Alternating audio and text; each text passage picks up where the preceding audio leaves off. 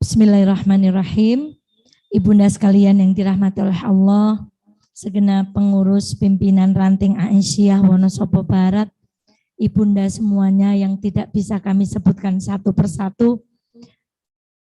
Assalamualaikum warahmatullahi wabarakatuh. Alhamdulillahirabbil alamin. Alhamdulillahilladzi la ya'til hasanata illa minhu. Asyhadu an la ilaha illallah wa asyhadu anna Muhammadan abduhu wa rasuluh. Allahumma salli ala Muhammad wa ali Muhammad kama sallaita ala Ibrahim wa ali Ibrahim innaka Hamidum Majid. Sehat semuanya ibu-ibu? Alhamdulillah. Atas izin Allah, atas kasih sayang Allah, atas rahmat Allah, siang hari ini dengan penuh perjuangan Ibu, Masya Allah. Tidak ada mbak, yang dua tak tinggal di rumah, yang satu tidur di mobil, nanti tolong itu enggak tak matikan Mbak Imah, mesinnya enggak tak matikan karena panas. Terus ini duduk sendiri di samping karena kakaknya tidur, jadi nangis terus minta pangku. Wah pokoknya nikmat sekali, Alhamdulillah. Masih bisa hadir sampai di sini karena kehendak Allah, karena kasih sayang Allah. Semoga Evalita termasuk menjadi orang-orang yang senantiasa bersyukur apapun keadaannya. Alhamdulillahilladzi bini'matihi tatimmus sholihat. Dan masih banyak ibu-ibu yang seperti saya yang hadir siang hari ini di sini. Ninggal cucian, ninggal asah-asahan, ninggal anak-anak sementara tidak mudah datang ke sini. Semoga perjuangan ibu dari rumah ke tempat ini menjadi langkah-langkah dan menjadi duduk yang diberkahi oleh Allah Subhanahu wa taala. Salawat dan salam semoga senantiasa terlimpah kepada baginda Muhammad sallallahu alaihi wasallam. Rasulullah sallallahu alaihi wasallam bersabda, "Inna minan nasi mafatihal khair maghaliqalis syarr." Sesungguhnya di antara manusia itu ada orang-orang yang menjadi pembuka pintu-pintu kebaikan dan penggembok pintu-pintu keburukan. Namun sebaliknya kata Rasulullah, wa minan nas, dan dari sebagian manusia ada orang yang menjadi pembuka pintu keburukan dan sebaliknya ia menggembok pintu-pintu kebaikan. Maka ibu, semoga hari ini Allah mencatat, Allah sama-sama menganugerahkan kita waktu 24 jam. Semoga dari setiap detik yang kita lalui hari ini, kita termasuk golongan orang-orang yang membuka kebaikan dan menutup rapat-rapat pintu keburukan. Bukan sebaliknya, menjadi orang-orang yang menjadi pembuka pintu-pintu keburukan dan penutup pintu-pintu kebaikan. Sekali lagi, semoga dengan duduk kita semuanya di tempat ini, kita menjadi orang-orang yang dicintai oleh Allah dan kelak kita menjadi orang-orang yang mendapatkan syafaat baginda Muhammad sallallahu alaihi wasallam. Ibunda sekalian yang dirahmati oleh Allah, nggak nyambung ya Mas?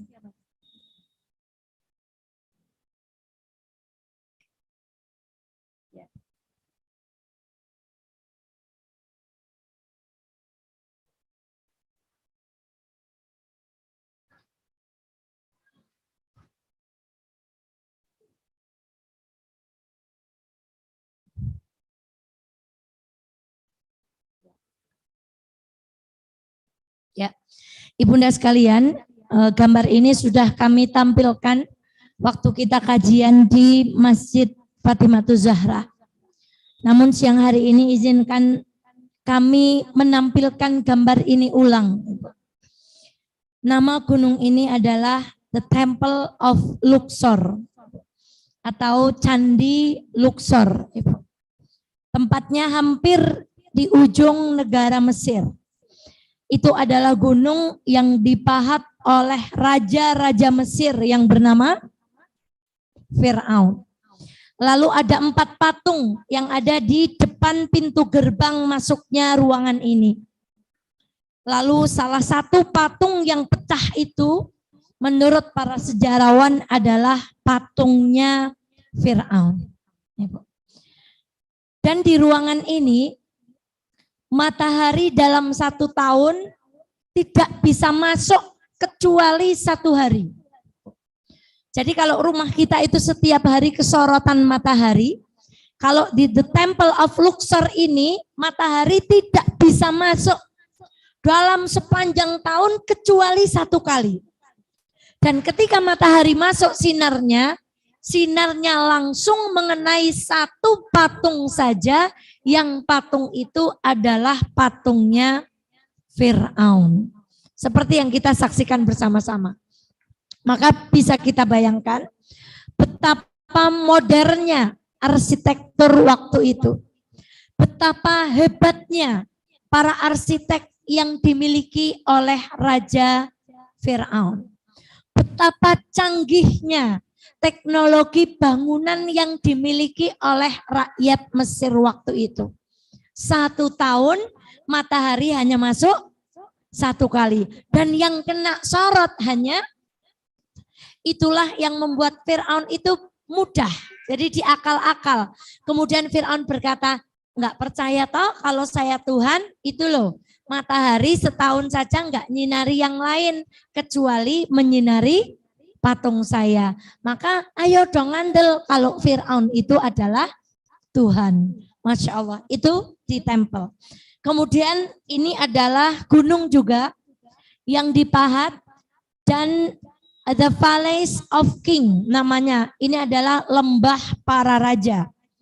Di wilayah ini banyak sekali kuburan-kuburan pembesar Fir'aun, di mana orang-orang kaya zaman dahulu di kerajaan Mesir kuno itu kalau mati selalu menggunakan peti yang mahal, lalu dibawakan di dalam peti itu harta benda yang berharga. Maka di King of Valleys ini, di Valleys of the King ini banyak sekali kuburan-kuburan yang dihuni oleh pembesar-pembesar orang Mesir kuno yang mereka dikuburkan dengan kekayaan mereka. Untuk sampai ke bangunan ini, ya Bu, jualannya cukup jauh, Masya Allah. Dengan terik matahari dan ini di tengah-tengah padang pasir, bukan di lingkungan seperti ini, dan itulah teknologi dan kerajaan yang dibangun Fir'aun. Dari 2 bangunan ini saja kita sudah bisa membayangkan betapa kuasanya Raja Fir'aun waktu itu. 1 gambar lagi kita lihat, ini dari dekat, Ibu. Itu manusianya seperti semut, bangunannya besar-besar dan itu adalah gunung yang dipahat. Kemudian ini adalah piramid. Ibu bandingkan ada unta di situ dan ada manusia di situ. Dibandingkan dengan patung Sphinx dan piramida. Sekarang kalau kita bikin patung harganya berapa juta? Ada orang patungnya segede ini, punya rumah piramid, yang 1 potongan batu untuk menyusun piramid saja beratnya 8 ton. Kira-kira duitnya berapa, Bu? Masya Allah. Lah kita bikin taman sedikit saja atau bikin pagar saja habis berapa juta? Ini bikin candi, 1 bongkahan batunya saja beratnya, dan bikin patung sebegitu besarnya. Kira-kira uangnya Fir'aun itu berapa, Bu? Masya Allah, luar biasa. Dan ini adalah jasadnya yang masih ada di museum. Dan Allah sudah mengabadikan di dalam surat Yunus. Dan kami, apakah sekarang baru kamu percaya? Ini ayat yang akan kita bahas tadi. Allah sengaja mengawetkan jasad Fir'aun untuk menjadi pelajaran bagi kita semuanya. Dan ibu-ibu sekarang, ibu-ibu yang dirahmati oleh Allah, siang hari ini ada yang unik. Biasanya kalau kita ngaji, kita itu mengkaji ayat-ayat Allah, kemudian mengkaji sabda dari baginda Muhammad Shallallahu Alaihi Wasallam. Tapi siang hari ini kita tidak akan belajar hadis Nabi, namun kita akan belajar 2 perkataan manusia yang bukan Nabi, bukan Rasul, tetapi perkataannya di dalam Al-Quran itu diabadikan. Tentu saja Allah punya kehendak untuk mengabadikan ucapan Fir'aun sebagaimana Allah mengabadikan jasadnya. Dan Ibu bisa perhatikan tangannya. Tangannya mumi Fir'aun itu tidak sama dengan tangan-tangan mumi yang lain.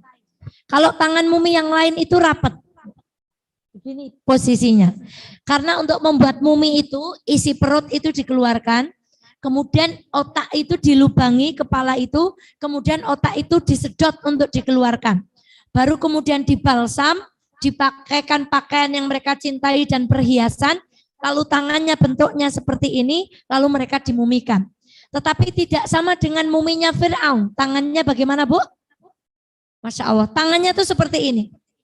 Kemudian para sejarawan berkata, sudah kami sampaikan berulang-ulang, ternyata tangan ini diindikasikan, Bu, ketika Fir'aun itu tenggelam, kemudian Fir'aun itu tangannya begini. Menghindari air dengan tamengnya. Kalau di relief kerajaan Mesir, Fir'aun itu digambarkan dengan raja yang kalau naik kereta, ada kudanya, dia itu membawa pedang dan tameng. Lalu ketika mengejar tentanya Fir'aun dan laut itu oleh Allah disatukan kembali, Fir'aun itu menghindari laut itu dengan memposisi begini, Bu. Nah, makanya tangan Fir'aun itu tidak seperti tangan mumi-mumi yang lain. Wallahu ta'ala a'lam, tidak ada yang kebetulan, semuanya dikehendaki oleh Allah Subhanahu wa ta'ala. Dan sebelum kita belajar kepada perkataan Fir'aun, Mbak Eva ingin mengulang satu kisah ketika Nabi Musa diusir dari Fir'aun.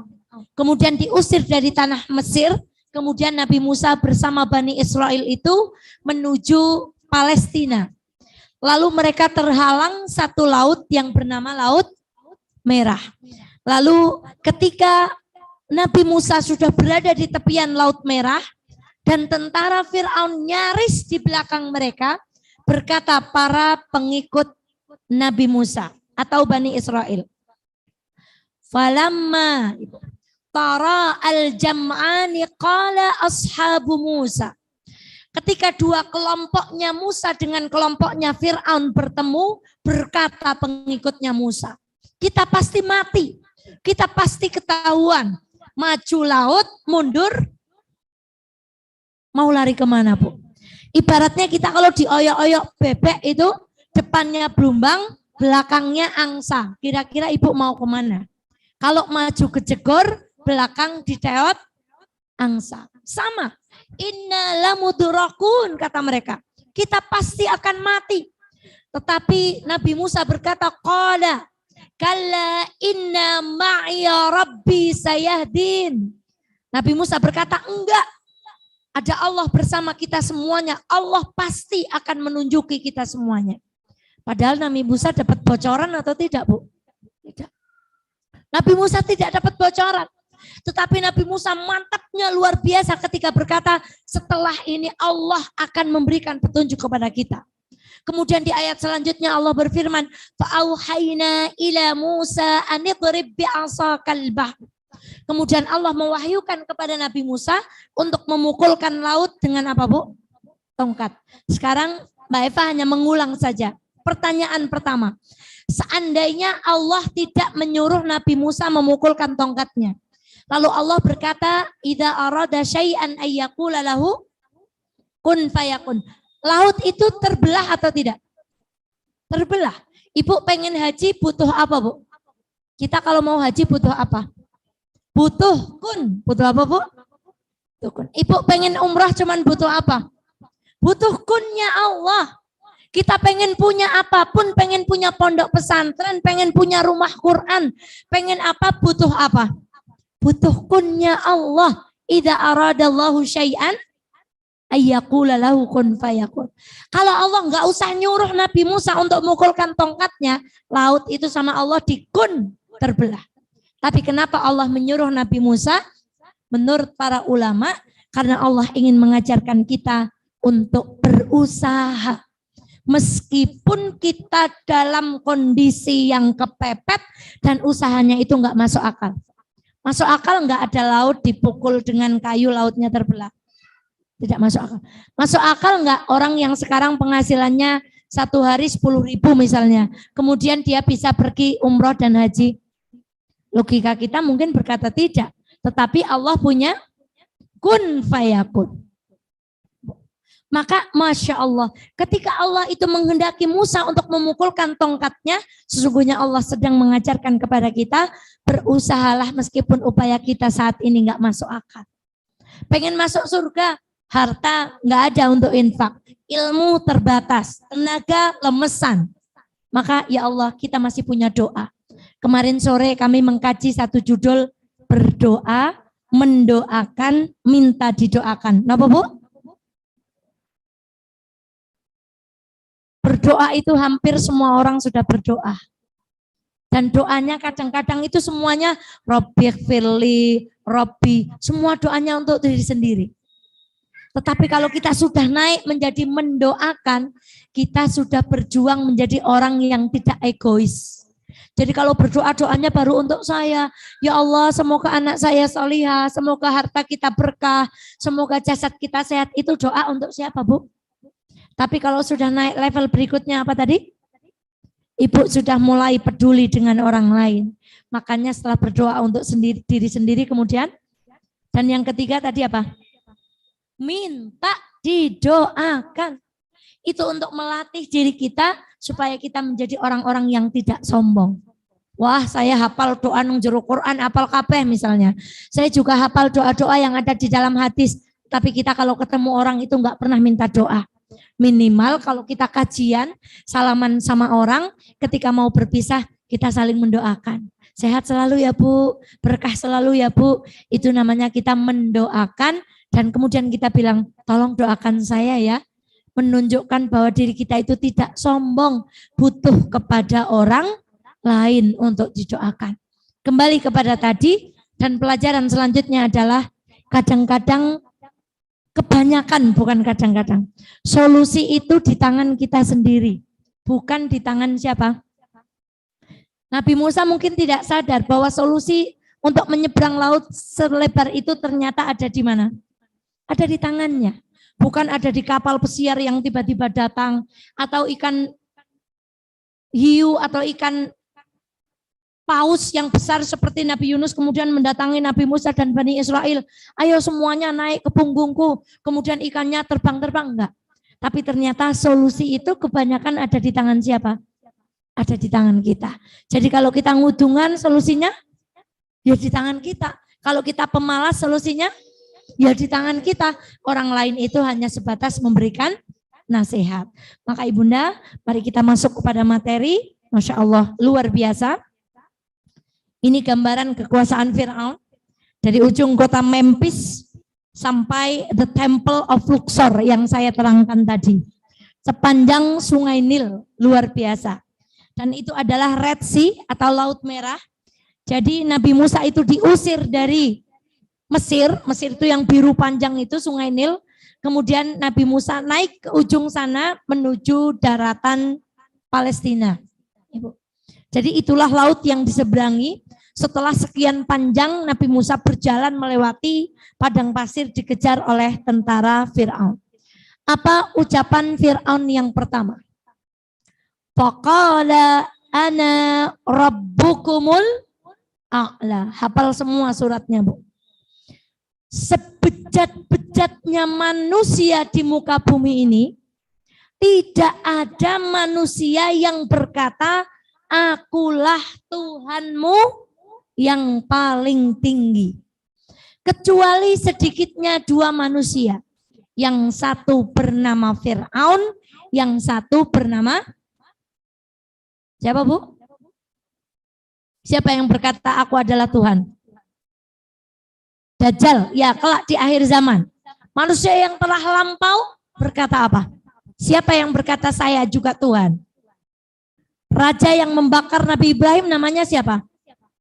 Raja Namrud. Makanya dia berdialog dengan Ibrahim. Saya Tuhan. Gak percaya? Saya bisa matiin dan menghidupkan orang. Maka dipanggil dua orang. Yang satu ditebas dengan pedangnya. Tuh kan mati. Yang satu lagi hidup. Saya bisa. Kemudian coba kamu bisa menenggelamkan matahari enggak? Terbit dari timur kemudian tenggelam di? Enggak bisa Bu. Jadi Namrud itu adalah raja yang juga berkata saya adalah Tuhan. Tapi kali ini kita akan belajar dari ucapan Fir'aun. Fir'aun berkata, faqala ana rabbukumul.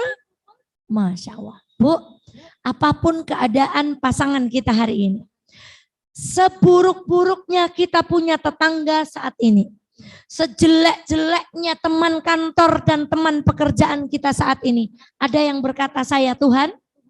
Tidak. Sejelek-jeleknya orang, mungkin pencoleng, mungkin bandar narkoba, mungkin koruptor di Indonesia dan yang dia korupsi itu banyaknya luar biasa. Apa dia berani berkata saya Tuhan? Tidak. Tetapi kalau Fir'aun itu tidak tanggung-tanggung. Dia berkata aku Tuhanmu yang paling tinggi. Bahkan dia berkata kepada insinyurnya Fir'aun. Siapa namanya? Siapa Bu? Haman. Dia minta dibangunkan bangunan yang sangat tinggi supaya dia bisa melihat Tuhannya Musa. Masya Allah. Dan ini. Lalu ucapan yang kedua, Masya Allah. Hatta idza adrakahul gharaq. Sampai ketika Fir'aun itu akan ditenggelamkan oleh Allah. Al-gharaq. Raja Namrud meninggal karena apa? Raja Namrud meninggal karena apa, Bu? Karena nyamuk atau lalat. Fir'aun meninggal karena apa? Karena keselak. Remeh sekali kan, Bu? Raja Namrud mati gegara serangga, Fir'aun mati keselak gitu. Enggak kena apa-apa, matinya keselak. Hatta idza adrakahul gharaq qala, berkata Fir'aun, amantu, aku beriman, annahu la ilaha illa, tidak ada Tuhan kecuali alladzi amanat bihi banu Israil. Hari ini aku percaya tidak ada Tuhan kecuali Tuhan yang diimani siapa? Bani Israel. Ibu perhatikan ayat ke-90. Wa ana minal muslimin, dan aku termasuk orang-orang muslim atau orang-orang yang berserah diri. Ayat ini sering dijadikan orang-orang orientalis itu berkata Fir'aun itu tidak kafir, tapi Fir'aun itu Islam. Kenapa? Karena Fir'aun berkata wa ana minal muslimin. Ibu. Jadi kalau yang nggak bisa melihat, silahkan dibuka HP-nya, surat Yunus ayat ke-90. Hatta idza adrakahul gharq qala amantu annahu la ilaha illalladzi amanat bihi banu Israil wa ana minal muslimin. Jadi ketika Fir'aun mau tenggelam, Fir'aun bersaksi tidak ada Tuhan selain Allah dan aku adalah orang muslim. Sekarang Ibu konsentrasi. Yang berkata dua perkataan ini satu manusia atau dua manusia? Satu manusia. Sama-sama Fir'aun atau bukan? Ketika Fir'aun berkata yang pertama dengan yang kedua, sama-sama punya kerajaan yang luas? Sama. Ketika Fir'aun berkata yang pertama dengan yang kedua, sama-sama Fir'aun punya tentara yang luar biasa keren. Sama-sama Fir'aun masih punya kerajaan sepanjang sungai Nil tadi. Tetapi kenapa perkataannya bisa berbalik arah? Kalau yang pertama berkata saya Tuhanmu, yang kedua dia berkata tidak ada Tuhan. Nah ini aneh Bu. Lah yang pertama berkata saya Tuhan, kok yang kedua berkata tidak ada Tuhan selain Allah. Siapa yang akan menjawab mengapa demikian Ibu? Sama-sama raja, sama-sama duitnya masih banyak, sama-sama tentaranya masih hebat, sama-sama kerajaannya itu terpampang sepanjang sungai Nil. Tapi kenapa Fir'aun waktu itu berkata qala ana rabbukumul a'la, sekarang Fir'aun berkata tidak ada Tuhan selain Allah. Kenapa Bu? Kenapa Ibunda? Masya Allah. Karena ketika Fir'aun berkata ana rabbukumul a'la. Siapa tahu ayat ini? Kalla innal insana layatgha. Lanjutannya. Sesungguhnya manusia itu melampaui batas.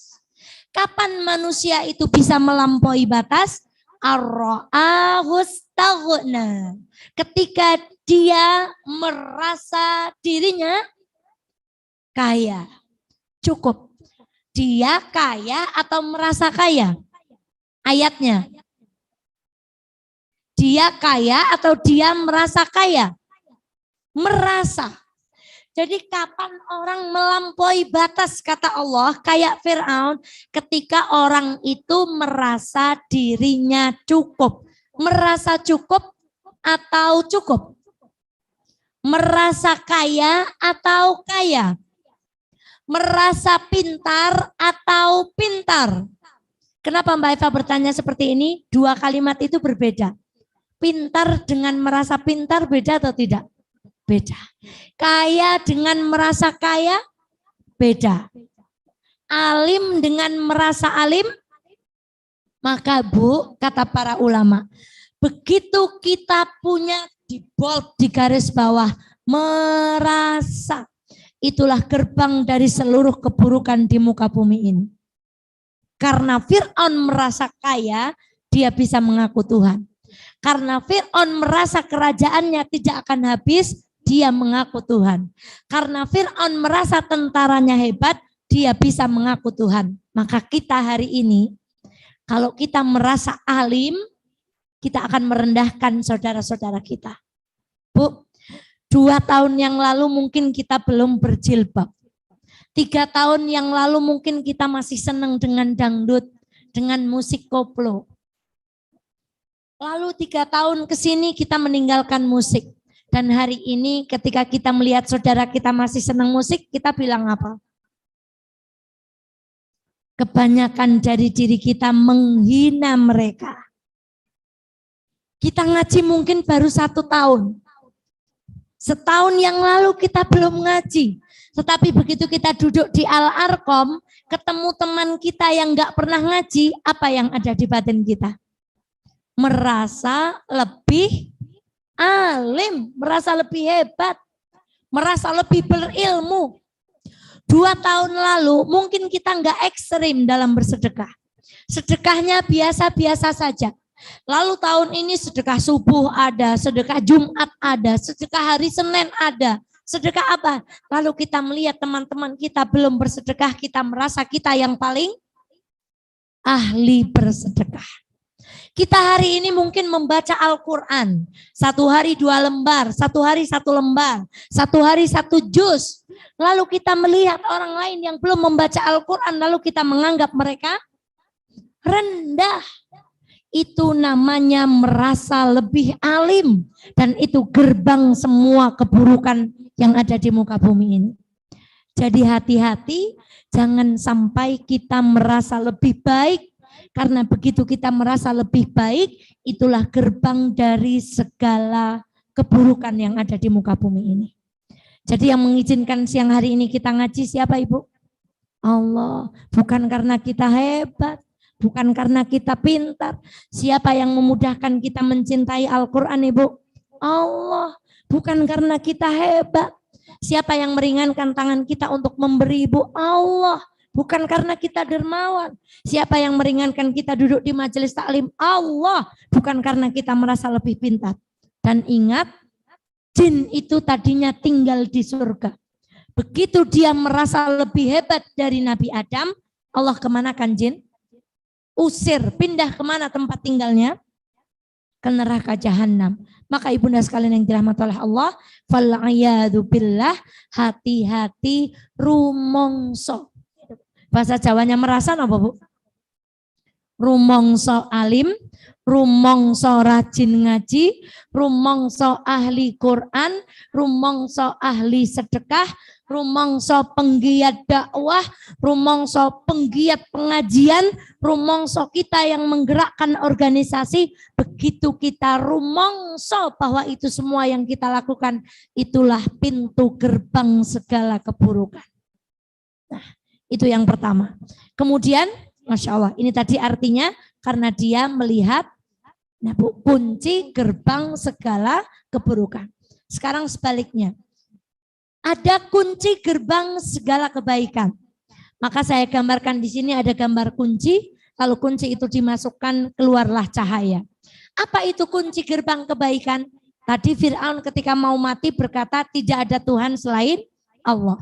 Ibu, ada ibu pergi ke dokter. Kalau dokter berkata, Bu, nanti minumnya sehari 3 kali. Ibu ngeyel atau manut? Manut.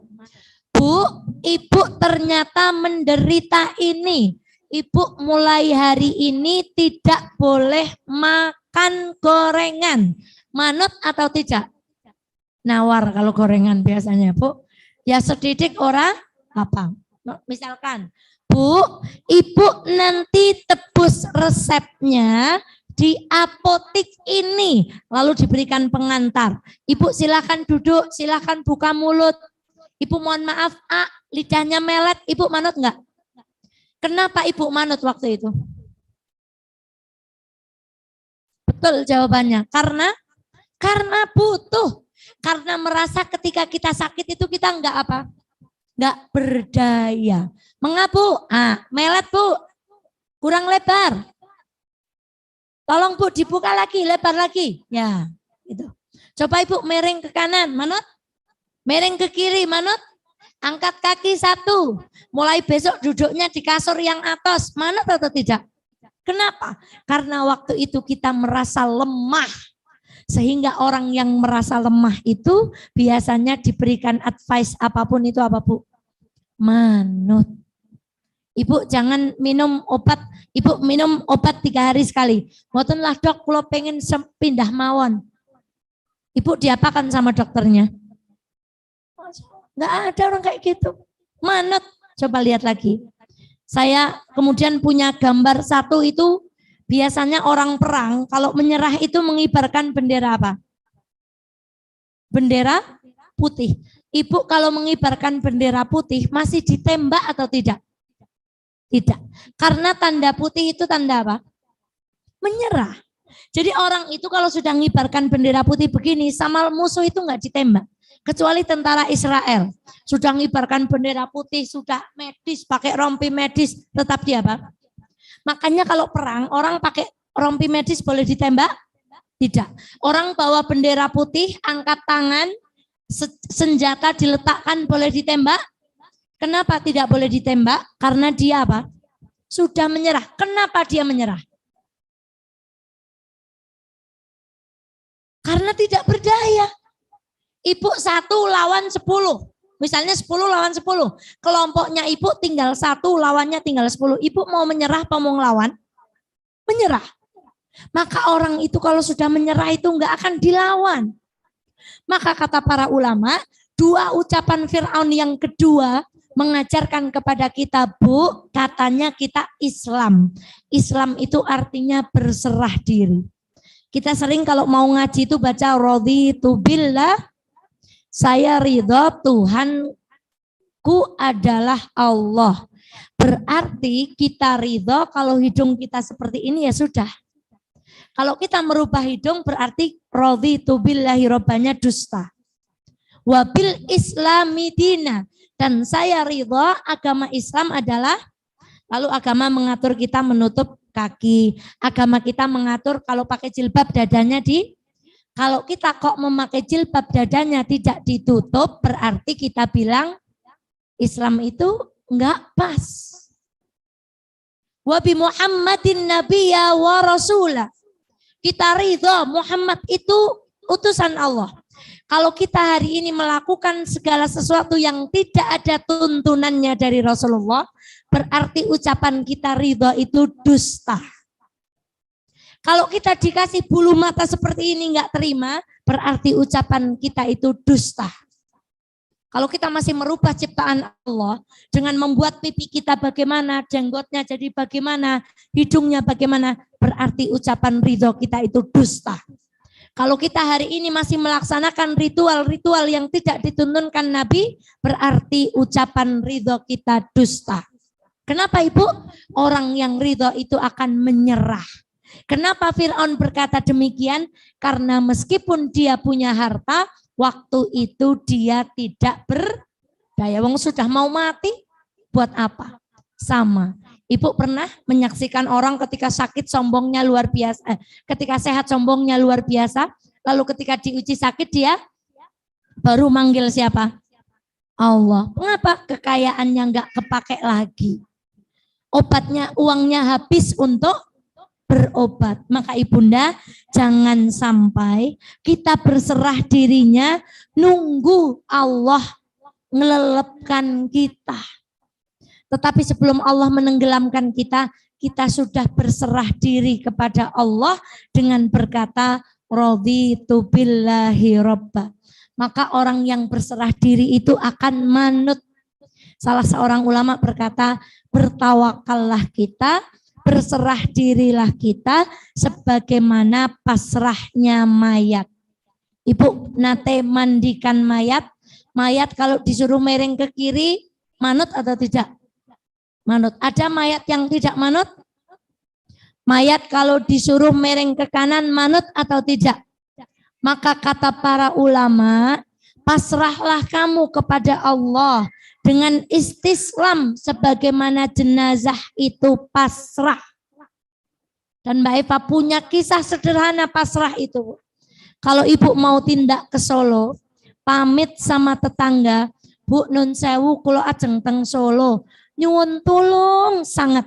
Mangke mawi sonten lampu teras kula pun orepaken. Kira-kira tetangganya ibu melaksanakan pasrahnya ibu atau tidak? Iya. Tapi kalau ibu tindak kemana-mana tidak pasrah, cuman rasan sama tetangga. Tahu-tahu tetangganya itu melihat dari dapur kita keluar asap. Dia mengira kita nggak jadi tindakan karena kita tidak pasrah. Ternyata kita lupa mematikan kompor. Tetangga kita mengira lampu yang terang itu adalah lampu karena kita di rumah. Ternyata karena kita lupa pasrah, lampu yang terang itu adalah maling yang sedang masuk. Maka Bu, kalau masih ada yang sulit dari kehidupan kita, entah anak, entah pasangan, entah pekerjaan, entah orang tua, entah tempat kerja, barangkali kepasrahan kita kepada Allah kurang. Kita belum masrahaken kepada Allah. Kulo pasrah anak kulo. Ini saya. Memangnya ini. Kita pasrah pasangan hidup kita. Kita pasrah. Benar satu. Adik pakai ini ya. Kita pasrah sekolahnya anak-anak kita. Kita pasrah rezekinya anak-anak kita. Dan kita pasrahkan kehidupan kita kepada Allah. Karena kepasrahan itu sumber segala kebaikan. Sampai manusia namanya Fir'aun saja, ketika merasa tidak berdaya, dia bisa berkata tidak ada Tuhan selain Allah. Apalagi kita yang enggak bejat kayak Fir'aun, yang jangan sampai kita ditenggelamkan. Insya Allah kita lebih bisa pasrah. Maka kalau ada urusan hari ini yang itu sulit dijalani, ini kok dijalani luar biasa sulit, gimana ini? Sudah kita pasrahkan kepada Allah. Bukankah ketika kita mau keluar doanya Bismillahi tawakkaltu alallahi la haula wala quwwata illa billah. Tawakkalna ala Allah, kemudian kita berucap hasbunallah wa ni'mal wakil, ni'mal maula wa ni'man nasir. Apa ucapan Fir'aun yang pertama, Bu? Aku adalah Tuhanmu yang maha tinggi. Ucapan Fir'aun yang kedua? Wis artine wis, mboten apal Arabe paham. Tidak ada Tuhan selain Tuhan yang diimani Bani Israel, dan aku termasuk orang-orang yang berserah diri. Yang satu diucapkan orang sombong, merasa cukup, merasa alim, merasa bekalnya sudah cukup. Sudah haji, sudah umroh, sudah wakaf, sudah sedekah, sudah ngaji. Senin ngaji, Selasa ngaji, Rebo ngaji, tekan Setu ngaji terus. Lalu dia merasa cukup, begitu kita rumongso cukup, itulah pintu keburukan. Tapi ucapan yang kedua diucapkan oleh orang yang punya semuanya, tapi merasa tidak memiliki. Jadi silahkan kaya, tetapi tidak boleh merasa. Silahkan alim, tapi tidak boleh merasa paling alim. Silahkan baca Al-Quran, silahkan jadi ahli Al-Quran, tapi kita tidak boleh merasa paling solih. Silahkan jadi penggiat kajian, silahkan jadi penggerak organisasi, tetapi kita tidak boleh merasa bahwa kita adalah motor utamanya. Karena begitu kita rumongso, itu menjadi seburuk-buruk jalan. Dan mulai hari ini, bismillah, kalau ada urusan yang sulit, kita perlu bertanya, barangkali pasrahnya kurang. Maka kalau mau ngaji seperti ini, yang 2 di rumah dipasrahkan. Yang paling gede suami juga dipasrahkan. Jualannya di rumah juga dipasrahkan. Yang ikut di mobil tadi, duduk jejeran ya, pasrahkan saja. Yang di dalam mobil tidur itu, pasrahkan saja sama Allah. Insya Allah nanti yang ngopeni Allah. Nanti pulang Genggarong gimana? Bangun semua. Ya enggak apa-apa, bismillah saja. Nanti nangis ya Gari, mandek. Begitu enak. Pokoknya pasrahkan saja. Sekarang enggak ada mbak, pasrah saja sama Allah. Jalani kehidupan, tetap berkata alhamdulillahi ala kulli halin. Kalau dapat yang nikmat, alhamdulillahilladzi bini'matihi tatimmus sholihat. Tadi Yunus ayat berapa? Ayat 90. Nanti sampai rumah berkisah dengan cucu dan suami. Hari ini kita belajar tentang 2 ucapan Fir'aun. Demikian Ibunda, mohon maaf banyak iklannya. Semoga bermanfaat, tidak mengurangi kekhusyuan kita. Minta apa? Salam dulu. Assalamualaikum warahmatullahi wabarakatuh.